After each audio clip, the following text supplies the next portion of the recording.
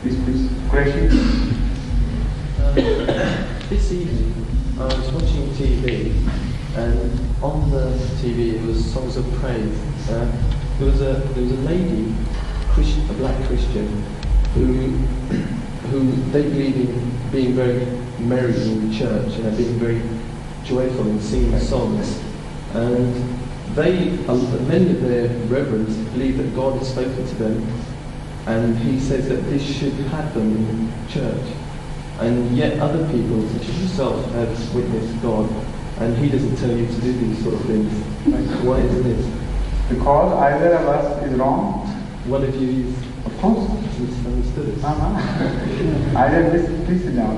Either misunderstood or is indulging in falsehood, obviously and consciously.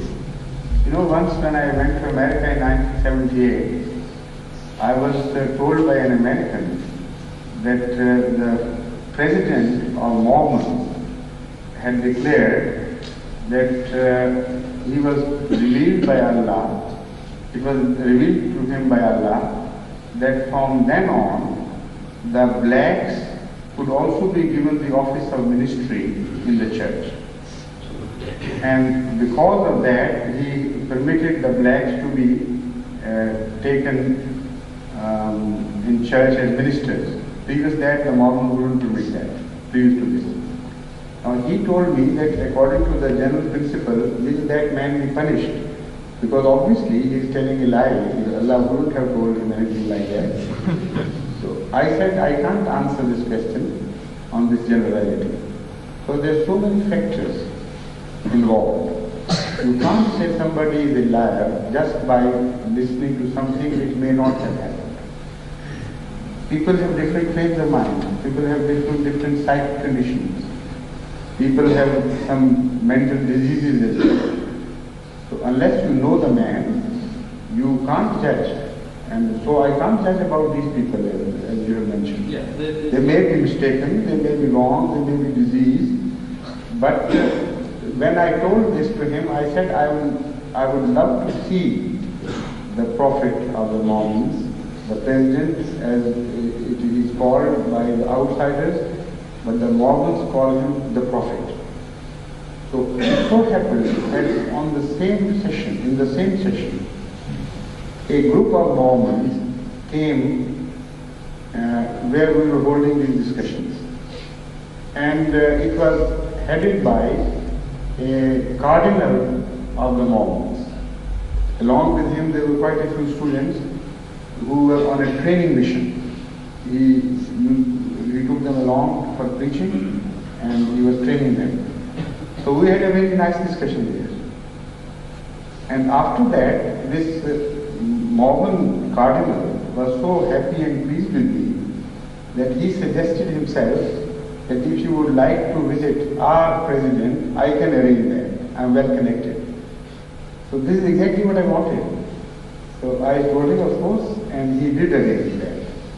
And I met the president, who was about 85 years of age at that time.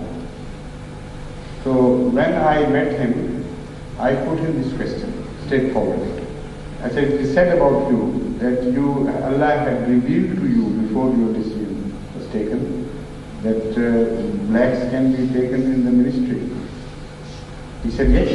I said, how did Allah speak? Please tell me. He said, you know what happened was that for one full week, I prayed to Allah, to God. And after that, I was fully satisfied that this is the right decision. This is what we call revelation. So the concept of revelation varies from man to man. And it may not be the same term used by somebody else as we use it. For example, Gandhi also used the term revelation, but for a different meaning, for instinct, for intuition, let's say. He used the term revelation. So we don't know unless we meet these people and know what sort of people they are and what are their impressions. We can't judge on generalities. What about people like the Pope? Do you think God speaks to people like the Pope? He never claims. Oh, he doesn't claim that, but he says he has dreams from God. Dreams, everybody can see and can receive dreams from God. there is another phenomenon. You must remember, if you had read Hazrat Muslim or the rest books, you would be very clear on this aspect. It is not a monopoly of a Muslim or a righteous man to be revealed something from Allah. Even an atheist sometimes gets a revelation from Allah. And even the non-believers, the infidels, the idolaters see good and true dreams. So number one, make it very clear in your mind that it is not the monopoly of any particular religion or faith to be in contact with Allah.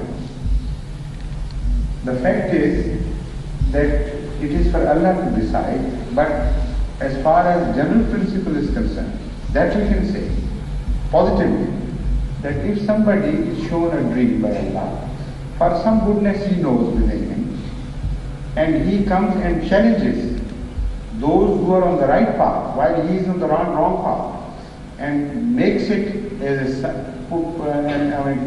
presents it as a sign of Allah being on his side and not on the side of others. At the time of such a challenge, Allah will positively desert his cause and will take up sides with those whom he considers to be on the right path. So the general phenomena of revelation is not to be misunderstood. The fact is that if Allah had not manifested himself in so many ways to mankind as such, nobody would have believed in Allah anymore. It is these incidents spread out all over the world, here and there, appearing and reappearing, which keep the faith in Allah alive in every denomination of religion. So this is a different phenomenon altogether. But Hazrat Muslim has made it very clear that when, as a people, you are on the right path, this phenomena is not sporadic or a rare phenomenon. It becomes a constant feature of the life of every participant. So, among Ahmadis, this phenomena is far more abundant, much more to be evidenced, and when an Ahmadi speaks dream, the dreams of an Ahmadi from, for example, Sheikhupura in Pakistan, sometimes that is fantastically, exactly, with a dream seen by an Ahmadi in Spain or a dream seen in an Ahmadi by an Ahmadi in England. And when they write to me, then I put two and two together. And daily I receive sometimes 100 dreams and sometimes a bit less or more. And I'm in a position to judge that phenomena. And I can positively claim that this cannot happen anywhere else in the world. Because the internal evidence is so strong that no people on earth can claim that. Just a minute, let me finish first. Now, the Christians outnumber us by very great margin. They are more than an Arab or 100 crore or say 1,000 million, 1,000 million? 1,000 million. And we claim to be just 10 million. Fun? 10 million. 1 crore is 10 million. Now, if it were just a phenomena of chance, then the evidence of true dreams in the Christian world should have been at least 1 lakh times more evident than the phenomena of dreams in the Ahmadiyya community. While it's exactly the opposite. Yeah, but what I'm trying to say is that isn't it funny how the dreams always tend to relate to your own religion, to reinforce your own religion rather than... No, they don't. What? I mean, the Pope uses his dreams and he says... No, they don't tend to do that at all. This is completely mistaken.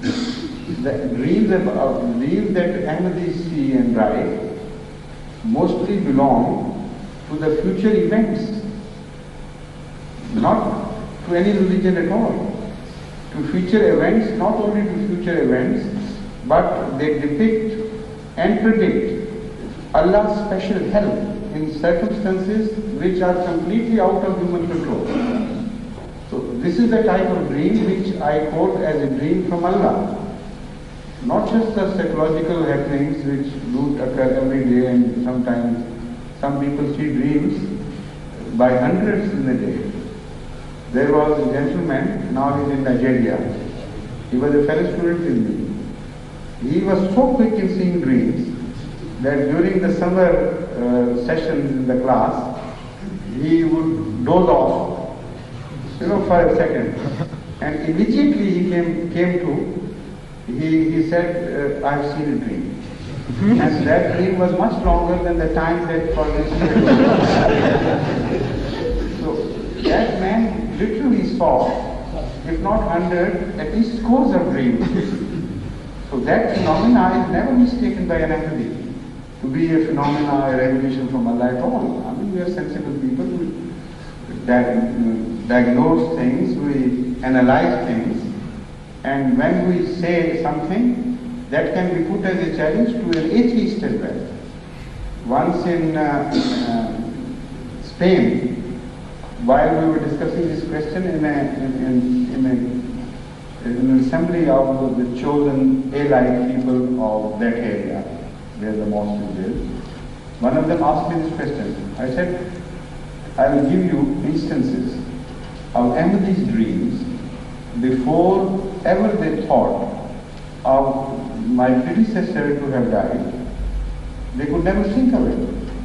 But from all over the world, they saw dreams alive and in such language as it cannot be interpreted otherwise.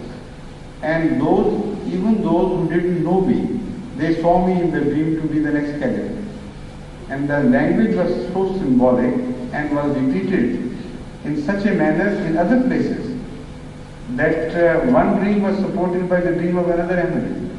So because many examples were fresh in my mind, I quoted a few examples.